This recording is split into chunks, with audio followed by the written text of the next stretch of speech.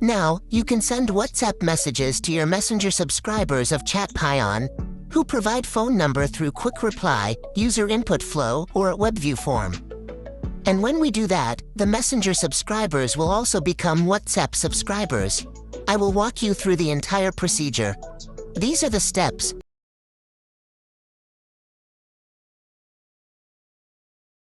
First, we will have to collect phone numbers by using ChatPion's quick reply or user input flow on Facebook Messenger. We have already created a bot to collect phone numbers by using a quick reply. You can also use user input flow or a WebView form to collect phone numbers. Now, go to Webhook workflow. Click on the Create button. Just give a name to your workflow. Then, select the WhatsApp bot account from which you want to send the message. Select a message template. You can choose from your previous message templates or create a new one.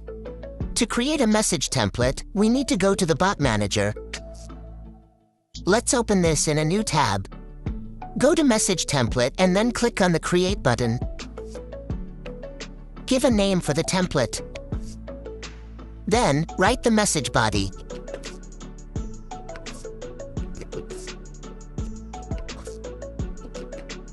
We can also add a button with the text message. For instance, I am adding a quick reply button. Put the button text and click on the Save button. Let's check the status. Yes, the template has been approved by WhatsApp.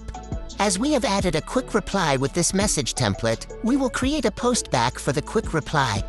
Let's go to Postback and click on the Create button.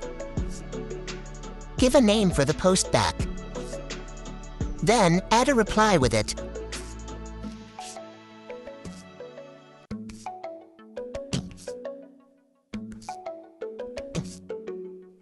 Now, let's go back to Bot Sailor. Just refresh it once.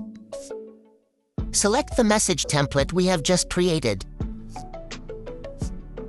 Finally, click on the Create workflow. This will generate a webhook callback URL.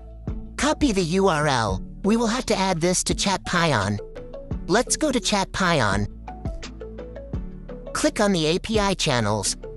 Then, go to JSON API connector. Click on New Connection. Give a name and select the Facebook page.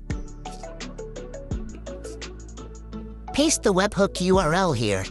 Here we need to select the fields for the webhook trigger. I am selecting phone number. If you collect phone numbers by using user input flow and a WebView form, then select them accordingly.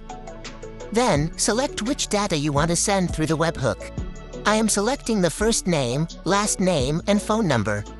Then, save it. Now,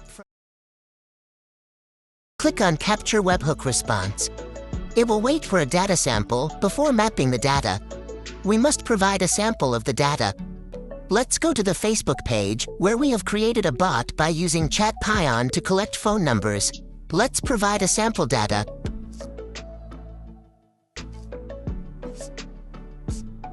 Now go back and wait while it captures the data. Yes, we can see the sample data here. This is the raw data. Now, we need to map the webhook response with some variable for sending WhatsApp message.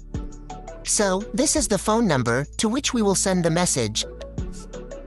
Select the phone number. To send a WhatsApp message, we need numbers without a plus sign, but the number has a plus sign. To remove the plus sign from the phone number, we will use a formatter. Click on the New button to create a formatter. Give a name for the formatter. Select the option from the drop-down list. I have selected Trim Left. Just add the plus sign on the field to trim it from the phone number. Save the formatter. Now, select the formatter. Then, there is a username. In WhatsApp, we need to use the first name and last name in a single string as a username. So, we will concat the first and last names to create a username. Let's select the first name and create a formatter. From the action, select concat write.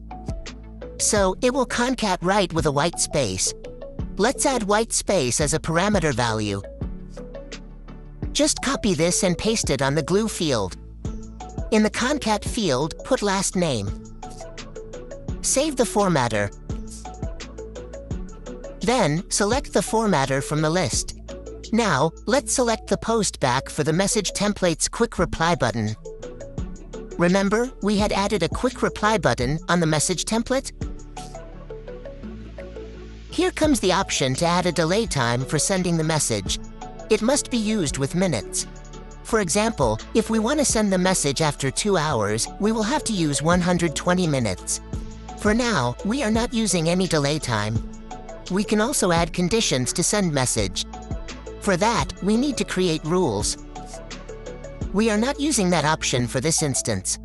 But if you need, you can create rules. Finally, click on the Save Workflow button to save the workflow. Now, let's test by providing a phone number on Facebook Messenger.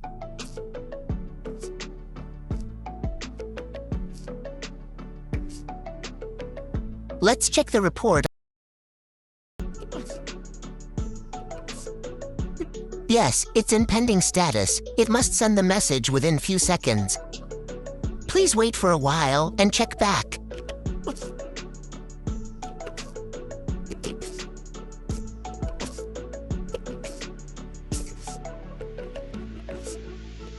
Yes, the message has just been received on WhatsApp.